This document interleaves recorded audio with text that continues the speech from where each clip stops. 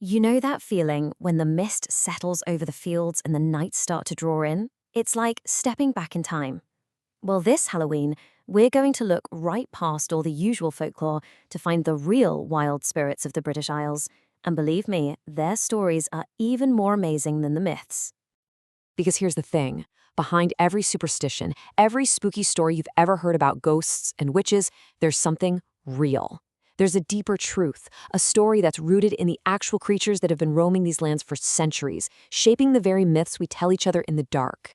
So come on, let's step into that autumn darkness together. It's time to meet the true spirits of Halloween, Britain's incredible and, let's be honest, often misunderstood nocturnal wildlife.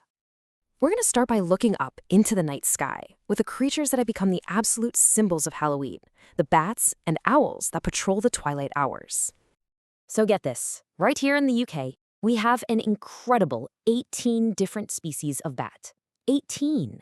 That ranges from the tiny little pipistrelle, so small it could literally fit inside a matchbox, just flitting around after insects, all the way to the much larger and truly majestic greater horseshoe bat, with that distinctive nose leaf, gliding with real purpose through the dark. Now, for centuries, folklore has painted them as these symbols of fear, all tangled up in stories of vampires and dark magic. But the reality? Oh, it's a completely different story. They are absolutely vital to our ecosystem. As they head out at dusk, a single bat can munch through thousands of midges and mosquitoes in just one night. So they're not a sign of dread at all. They're a sign of a healthy, balanced ecosystem doing its thing. The trouble is, these vital little creatures are facing some very modern threats. Things like habitat loss and our constant bright artificial lighting are seriously messing up their flight paths and destroying their traditional roosts. Thankfully, conservation groups are working really hard to protect them, restoring old barns and churches and turning them back into the safe havens they need to be. Okay, now let's tune into another sound that just defines the autumn night. That eerie, ghostly screech. I mean, it sent shivers down spines for generations, right? It's the unforgettable call of the barn owl. And this is a perfect example of how our whole perspective has shifted. What was once seen as this terrible omen of death is now celebrated as a symbol of a healthy, thriving countryside. If you see one of these birds, with its pale feathers kind of glowing in the moonlight, it actually means the local ecosystem is doing really well.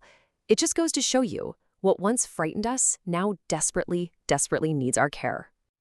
All right, let's bring our focus down from the sky and back to the ground, because down here we find two of Britain's smartest and most adaptable creatures, both of them wrapped in centuries of myth, the raven and the fox. Ravens have been tied to death and doom for ages. I mean, you've probably all heard the legend of the Tower of London, right? That the whole kingdom will fall if the ravens ever leave. But beyond the myth, these are incredibly smart birds. They're nature's great recyclers, soaring over the Scottish Highlands and the Welsh cliffs, playing a huge role in keeping the environment clean. And what about this character, eh? The sly trickster from all those folk tales we grew up with. Well, the red fox has proven to be a master of adaptation, moving from the ancient woods of folklore right into our modern towns and cities. They're not really the villains they're made out to be. Not at all. In fact, they might just be Britain's most resourceful mammal, navigating the crazy challenges of urban life. Seeing a fox slip through a garden at night, well, that's just a powerful reminder that the ancient wild is still living right here alongside us. Now let's bring the focus even closer to home. I mean, right into our houses. We're talking about the creatures that share our living spaces and our superstitions. Because how we see black cats and spiders says a whole lot more about us than it does about them. It's a fascinating question, isn't it?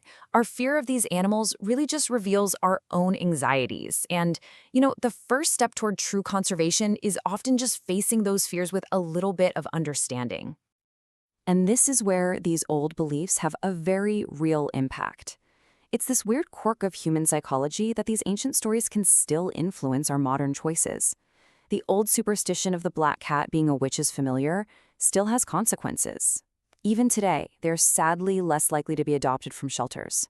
And spiders, which often pop indoors in autumn, are feared as dangerous intruders when, in reality, they're harmless and provide fantastic pest control for our homes. Okay, so let's zoom out and look at the bigger picture for a minute. Halloween isn't just some date on a calendar. It actually marks this profound moment in the rhythm of the natural world. It really is a time of huge transition. If you look at it from an ecological point of view, Halloween is when the land truly starts to prepare for winter. You've got bats searching for their winter roosts, hedgehogs curling up to hibernate under piles of leaves, and birds gathering in these huge flocks getting ready for migration. The whole landscape becomes quiet, but it's a living, breathing kind of quiet.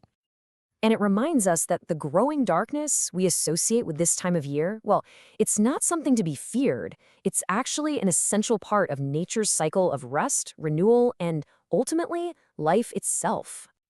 So this year, as you see those lanterns glowing in windows, take a second to remember the wild things out there holding our ecosystems together. And you can help. It can be as simple as leaving one corner of your garden wild for hedgehogs, or maybe putting up a bat box. Or you could just step outside and take a moment to, well, to simply listen to the sounds of the night. Because that's where the real magic is. It's not in ghosts or imaginary monsters. It's in the vibrant, resilient, and beautiful life that moves through the darkness, unseen, all around us.